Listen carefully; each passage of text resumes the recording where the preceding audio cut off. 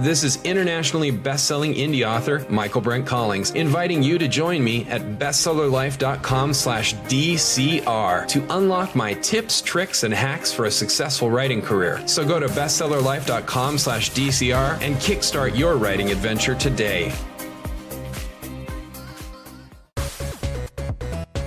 This is Daniel. And this is Krebs. This is Alton. And I am Matai. And you're listening to Dungeon Crawlers Radio, the greatest geek podcast out there. All right, everyone, welcome to another exciting episode of Dungeon Crawlers.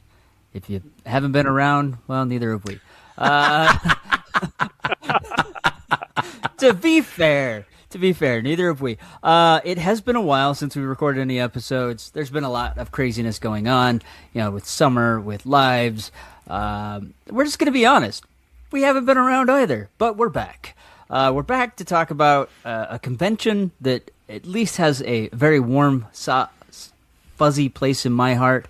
If Alton was here, I'm sure he would say the same thing. But we're going to talk about a convention that maybe many of you don't know. It's called Gencon. It happens in Indianapolis, Indiana, every year around the end of July, 1st of August. It is the place where most board games come out. Now, I'm not talking about they came out of the closet or anything like that. No, this is where you can first get your copy of games that haven't hit the shelf yet. Normally, these games are about 3 to 6 months before they're hitting the shelves. And geeks from around the world will come to this convention, and a lot of amazing, awesome things come out and are shown at this convention. Now, Alton and Matthew were at this convention. Unfortunately, I wasn't able to make it. But there was a lot Daniel. of really... I know. There was a lot of really cool announcements that came out. So we're going to be talking about those. There's a lot of other cool things that happened. Matthew's going to talk about that. We're going to let him take over the show because he's got some talking points, and then we're just we're going to run with this.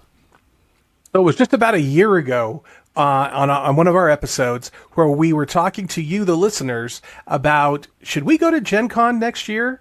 Because we were lamenting that we had missed it, and we made the decision that, yes, we are going to send Dungeon Crawlers to Gen Con.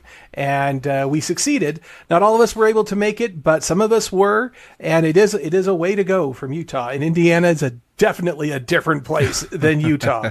I get there, and it was so flat. A little bit more humid, not as humid as the South, but definitely flat. And I didn't think much of it, but after I was there for a few days, I actually missed the mountains.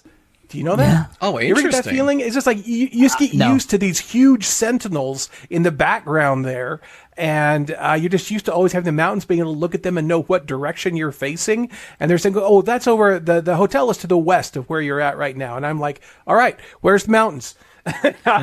So I don't know what direction is west.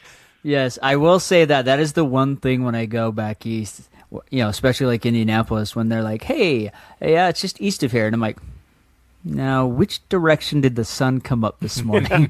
Because if I missed that, I don't know. Especially if it's at high noon and someone says that, hey, I just go east 2 blocks. Yeah. Can you tell me which direction is east?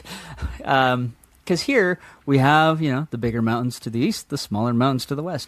But this year's memorable not only because Dungeon Crawlers were there to witness it, but there were some major meteorological occurrences. Oh yeah, this time. I don't think that anybody who went this year is going to forget. I was sitting there Saturday evening. And I'm in a panel. I was helping out with a panel with Tracy Hickman and Margaret Weiss. We'll get into that a little bit later. And Joe Manganiello. I can never pronounce his name. Manganiello. Yeah.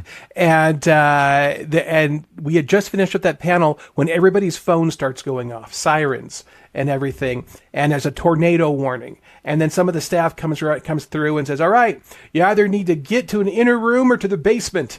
And we were in this old building, Union Station, that had been converted from a train station to an event center. Beautiful old building with a lot of the original stuff there and restored. So we went down to the basement. It's one of the few places there that had one, and we're waiting. And meanwhile, we're looking over, and next to the wall, there was this little bit of water in the corner. And then, I'm like, well, it's an old building, and I don't know if there's a water main behind that wall or something like that. I look over a few minutes later, and the water has extended. And here's the other part, is that we've been getting a lot of rain on Saturday. Well, about this time that the tornado came in, it was a torrential downpour. Jeez. Not only did we have really high winds, but we had this downpour. I looked on later on. The tornado did end up touching down not far from downtown, but it was only a Category 0. So it wasn't terribly strong, but it touched down, went a few blocks, and then dissipated.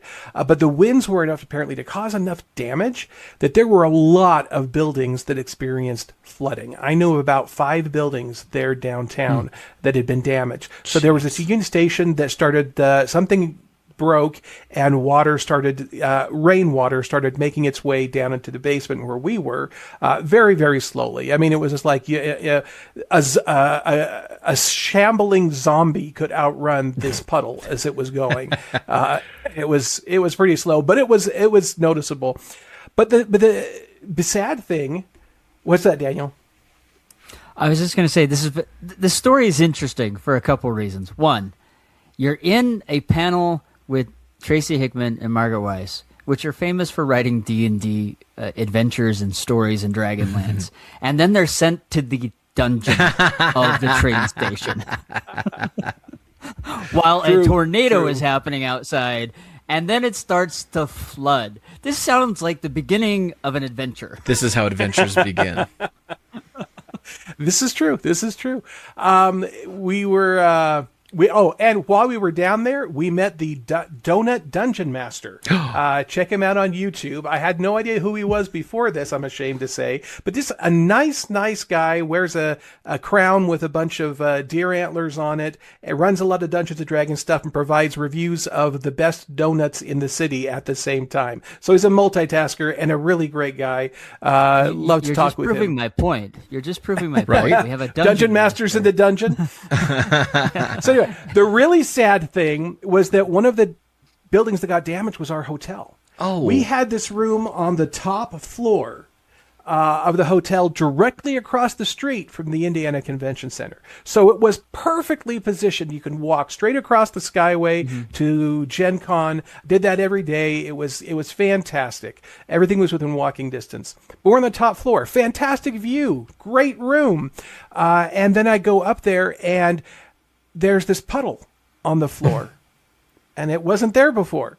And our beds are all wet. And I look up at the ceiling, and there's a crack in the ceiling and water dripping down from there. So that's something that wouldn't have happened to a room that was on a lower floor. But because we were on the top, there must have been some damage to the roof, and it let in some of the rainwater. Yeah.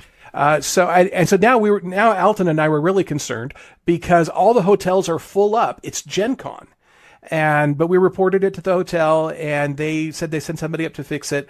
And meanwhile, they found us another room, and they were able to move us in. And then they sent up their people to help us pack and move our stuff down there, because by this time I had accumulated quite a pile of games that I had purchased. Yeah. And luckily nothing got damaged. It was just the floor and the bedding, and it didn't break. It didn't leak over where our suitcases or our newly gotten gains had been at. So 10 minutes, we were packed up and moving into the new room. So good for them. Nice. But in addition to that, there was the Omni building was flooding. There was another person reporting from the hotel that they could not get below the second floor because the first floor had so much water, standing water there, that they stopped the elevators from going that low.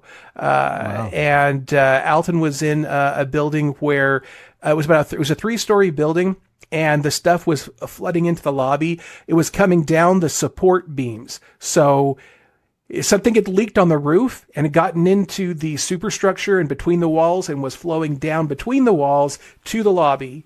And so that's going to be an extensive repair. Wow. So there was a lot of flood and tornado damage. Holy moly. Oh, I just going to put some pretense to this. For those of you that have never gone to Gen Con, the thing is, this is spectacular. I've gone to other conventions in other cities. the city of Indianapolis completely changes for this convention. Oh, yeah. And when I say completely changes, I'm not kidding. Restaurants change their menus to be themed, game themed. They use the football stadium sometimes for events. They use the various hotels surrounding the convention room, the conference center. And this is not a small convention center. It is huge. And instead of relying on people walking across the street, they have built skyways so that you don't even have to touch the street to get to the convention center. Not only that, this is one of the few conventions that I know that they know that the wives don't always want to go down on the floor. No, don't get me wrong. There are some. But there are some wives that don't. And so they know that, well, they got to get the husbands on the floor to buy stuff. So they do free craft things that the wives can do for free. To entice the wives over there so they're having fun while their husbands are down on the floor. They really get into this. Other significant others or of different genders. There was it takes all kinds, and they're open to all kinds of people and whatever your interest is. But they definitely try to cater to people who aren't necessarily into the gaming side of things. There are definitely other activities to do as well, which is great. There are, and the other. It is. And the other really cool thing that I've really enjoyed about Gen Con is you're not walking on concrete. They lay out carpet and there is padding underneath the carpet. I don't know if you noticed that when you're walking around, Matthew, but they actually put padding underneath the carpet. So you're not in the gaming halls. The gaming halls were definitely still concrete. The gaming halls is definitely concrete. That's different. But out on the convention room floor, there are games going on everywhere. You could sit in a booth and try out a game. You can go in the gaming hall, play games. Even out in the hallways, there are games going on. Even outside the convention center, there are games going on. There is always something going on, and everyone gets into it. It is a spectacular and amazing event, and you should definitely go. Even if apparently a tornado comes and your hotel is flooded and everything was fine. Despite all that, everything was fine. It was also hitting towards the end of the convention anyway, and they take real care of you. And you're absolutely right. The restaurant at the hotel where I was staying at had changed its name to Genevieve's Lair. Genevieve is the Gen Con dragon mascot. And so... Yes, you're right. Absolutely. All the restaurants and hotels had special food items on the menu that were Gen Con themed. There were a lot of new brews for those who drink beer. They had game themed beers at several different places. That I noticed. I went to Critical Hit Soda. Our friends, Critical Hit Soda? Friends of the show, Critical Hit Soda? Yes. And, that was another very interesting thing is Block Party. I did not know this was a thing. But Block Party is something that happens at Gen Con, and it's basically a food truck fair. A bunch of food vendors come, they take over a parking lot, and you can get anything that you might like to eat. And so I did a little survey, and I'll be putting up a video later on the channel, so do watch the Dungeon Crawlers YouTube channel for this to come out. Did a little survey and asked people what their favorite vendors were there. And the number one was Island Noodles, and number two, Critical Hit Soda. Oh, heck yes. Very nice. By the way, guys. Can you believe that? By the way, crawlers, this is my brother Matthew telling us all these stories. So far, every story you have heard for the first time, I am also hearing for the first time. He told me none of this when he got back. The things that I know have to do with what we call in our family, we refer to it as the gloat, which are the things that you brought back from your trip, right? The deals that you found and the hidden gems you discovered. Those are the things I know about. Tornadoes and friend of the show, Critical Hit Soda getting number 2 on the ranking. All of this is news to me. Love you, brother. This is why I wanted to record the show, so I could tell you all these stories. Yes. And for our listeners out there, the gloat, I want you to imagine a dragon and his hoard of gold and looking at it. Look at my shiny here. Look at this shiny here. And everybody oohs and ahs. And this is kind of a tradition we've had in our family since we were little. When somebody comes into great fortune and brings back a whole load of loot, we all get to partake in the joy of that. Anyway, so back to stories about Gen Con.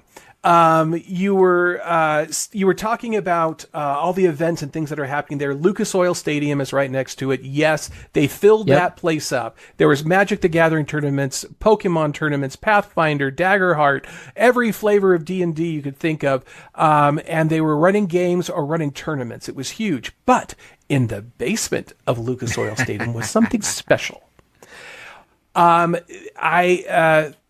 There's this group out there called True Dungeon that provides an immersive dungeon experience where you get to choose your not that kind of dungeon, Daniel.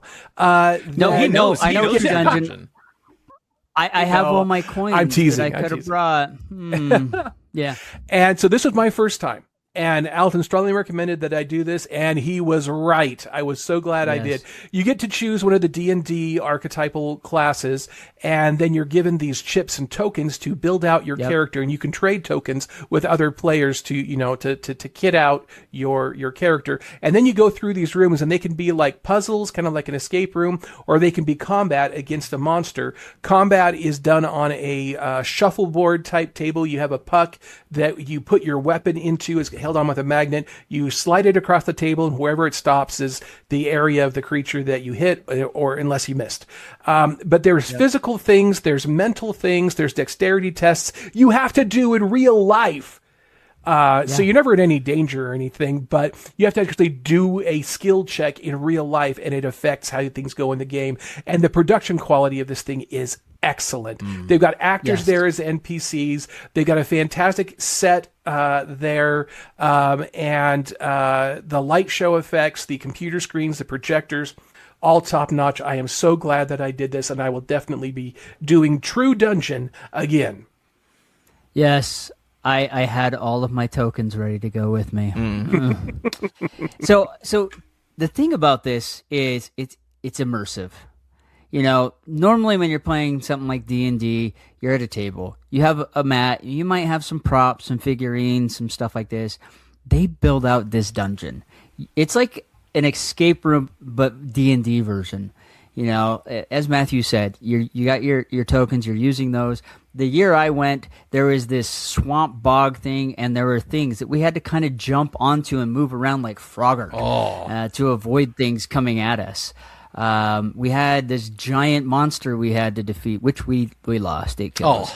I mean, we got through several monsters, but by the time we got to this big monster that we had to get past to get to the next section, it defeated us. We could not kill it fast enough. But it was fun. We didn't care if we died.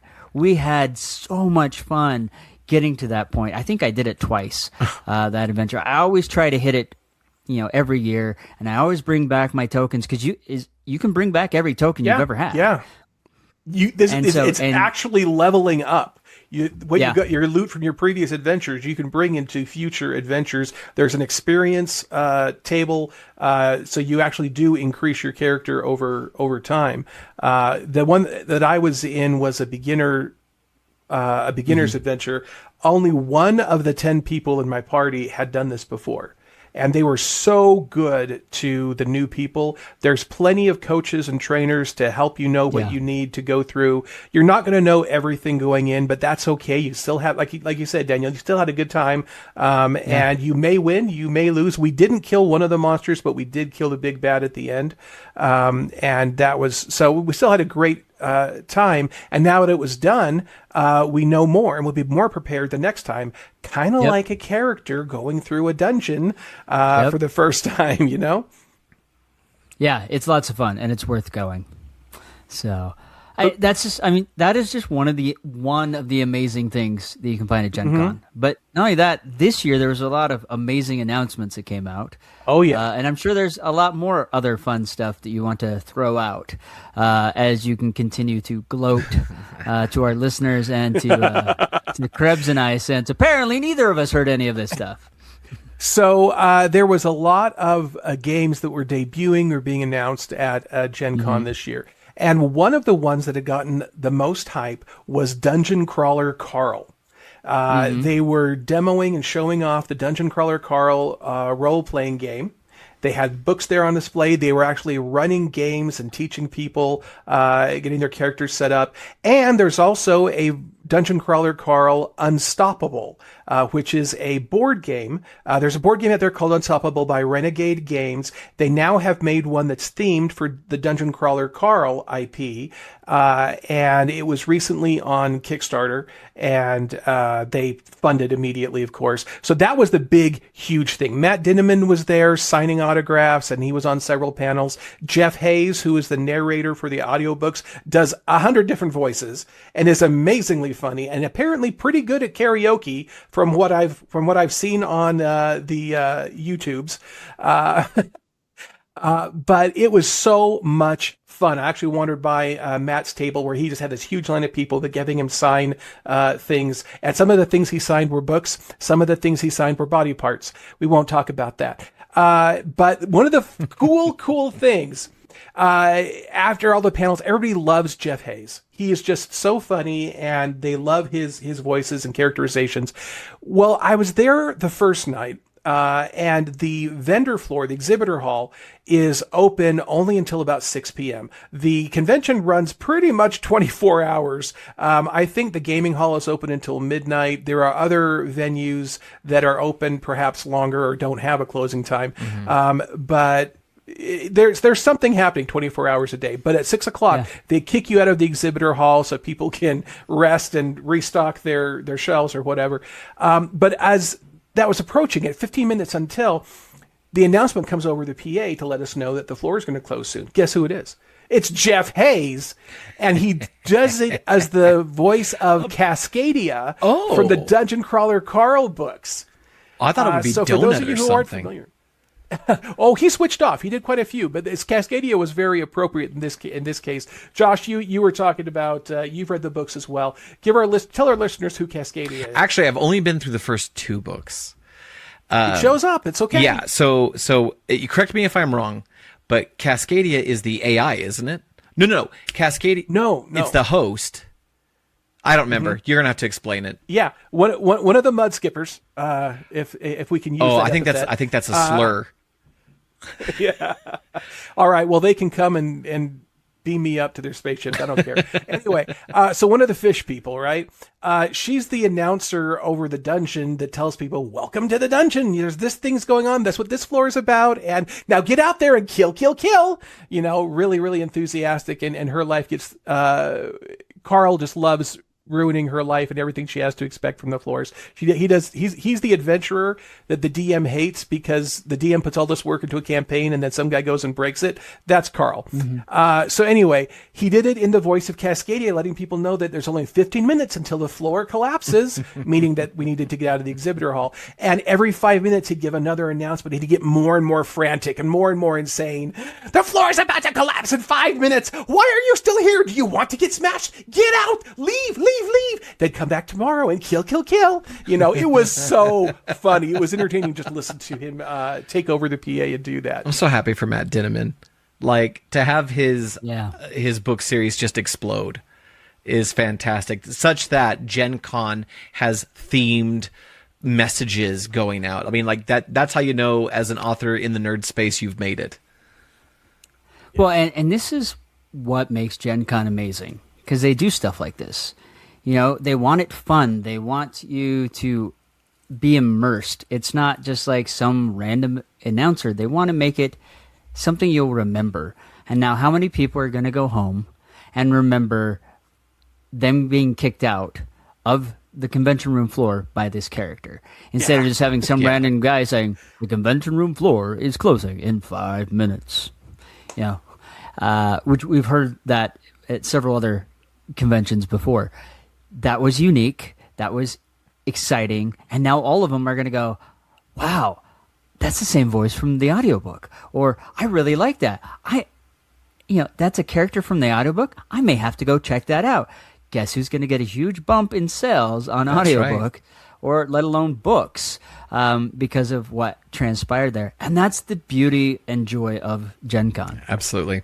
So, Matthew, in the very little remaining time that we have left, you acquired myriad games while you were there. This is the part of the story I do know. You acquired myriad games. At this point, you've had a chance to try several of them. What are 3 so far that crawlers need to go check out? Man, the ones that I really, really want to play haven't made it back here yet. I sent them back with yes. He had so many. He sent it back with the critical hit soda. That's fever. right. He didn't even trust. He didn't trust it on an airplane. I didn't have enough room. Oh my word.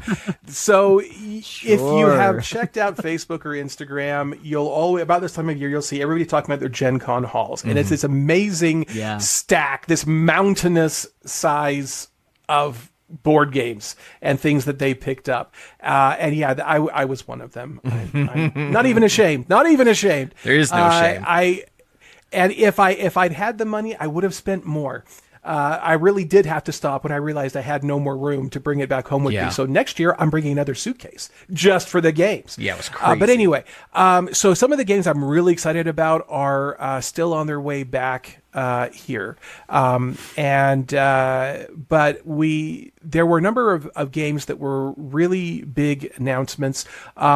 There was Entropy, was one of these big board games, and it was completely sold out by the time that I got there to pick it up. It's a kind of a Euro-style game where you have control over the law of entropy. You're creating stars, you create planets, you create biomes, which then generate life, and you're trying to create these solar systems and have a better one than your opponents. And so it looked really, really neat, had like 1.5 million components. If people are familiar with the card game Compile, my family really, really likes that one. My nephew is insane about it. They've got 2 volumes of this Compile card game. It's a lane battler card game kind of a thing. And they had just announced Compile 3. Yeah. And that was for sale for the first time at Gen Con. This is one of the ones I had to make a mad dash as soon as the doors opened to get to the booth so I could because they only sold 300 a day so that they wouldn't run out. And that's what happens a lot at this, is that they'll bring this huge inventory and they will all be sold out. So if there's a game you really want, get there early and buy it. Speaking of sold out, all around the convention center, there were signs saying Gen Con is sold out. So if this is one of those things where you just think you can show up and buy a ticket there, some conventions are like that. This one is not. It is sold out every year. Buy your tickets in advance. Some of the other big games they had, they announced Dune Conspiracy. Dune, which is an expansion for Dune Imperium. They announced it. They had it there to see, but it wasn't for sale yet. And that's another thing that often happens at Gen Con, is they're announcing a lot of these games. It's also the only place where you can actually see or handle a lot of these games that are in prototype format. The Dungeon Crawler Carl RPG is one of those. Brotherwise had a bunch of their Cosmere related stuff. There's a new RPG book for the Cosmere role-playing game from Brandon Sanderson's books that they had on display there. And a new Brandon Sanderson game, Shards of Creation, which I did pick up. And that's one of the things that I need to get onto the table and play that game. There were, right a week before Gen Con, they announced an expansion for Ruins of Arnak, which is another really popular CGE game. And so I've got that. CGE also was debuting Drillers, which is their hot new game. And how could I forget The Wheel of Time? Dire Wolf Games had War of the Dragon, which recently had a very successful Kickstarter campaign. They had their prototype copy available for people to see. The artwork is gorgeous. It's a strategy area control type game.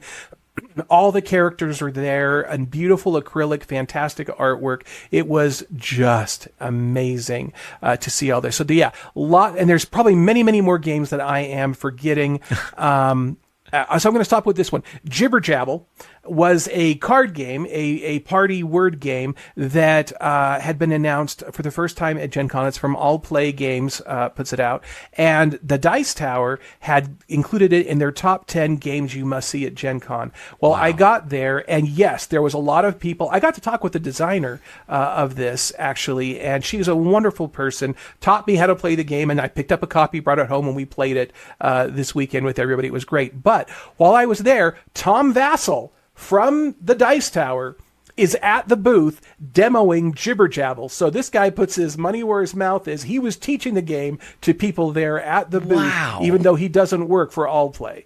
So that is awesome. A lot of amazing stuff.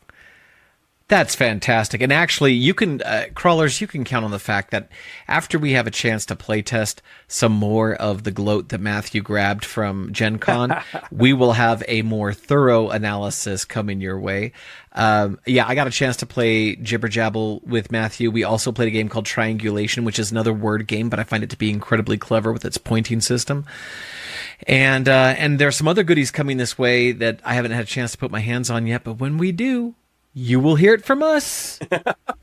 So listeners, let us know in the comments or send us an email at dungeoncrawlersr@gmail.com. Nice. Simple. Easy. All right. So let us know if you want some video content, if you want to see us playing or explaining, giving an overview of some of these new games that I picked up at Gen Con, and make any special requests for games you'd like to see us showcase on the show. All right. So, folks, if you haven't gone to Gen Con, look into it. It's going to definitely, if you are a gamer and you want to find some really great opportunities to get games, go for it. But do realize you're going to be battling it out with a bunch of other guys and gals wanting the same game. And they don't bring unlimited supply. There is a limit. There was one thing I forgot. It's a common misconception that classic games like Battleship are carried at every game. Every game vendor will carry something like Battleship. Yeah. But I find it's hit or miss. Oh, Matthew, that is wonderful. I have missed your dad jokes at the least opportune time. That is awesome. Hit or miss. Way to make a splash, Matthew. Wow. That was a near miss. Can I say E4? You can. And it's probably a miss. You sank my podcast ship. Yes. So, folks, check out Gen Con. Check out these amazing games that have been thrown out there that Matthew has talked about. Also, check out. We've been kind of harsh with the Wizards of the Coast and Hasbro and what they've done, rightfully so, but they're kind of making some turns in a positive way. There was a lot of really cool announcements of old worlds that Wizards originally discontinued, such as Dragonlance, Greyhawk, Dark Sun, Ravenloft, that are coming back. And they're also, once upon a time, Wizards had the rights to Star Wars, and it sounds like they've gotten some rights back to be able to create a D&D version of Star Wars. So we might see some D20 style Star Wars. Again. But we can also see some of these really amazing worlds. Now, just a fair warning, Dark Sun is a very rated R game set. It's very Conan-esque, and so that's definitely not one for your little kids. But if you used to love playing these game worlds, they are back. Not right away, but they are coming. That's nice, amazing, and exciting. But again, check out your favorite game companies, because they may have been making some announcements and have some video and content from Gen Con of new products on their way. So with that said, we'll catch you next time. Remember to let your geek flag fly, so say we all. And our favorite dungeon crawlers, whether you are stuck in a torrential flood or just a flood of new games found in your gloat, always remember to be epic and don't suck. Thank you for listening to the podcast. If you like this episode, please give us a 5-star rating on iTunes, Spotify, or wherever you find us. Remember, the Force will be with you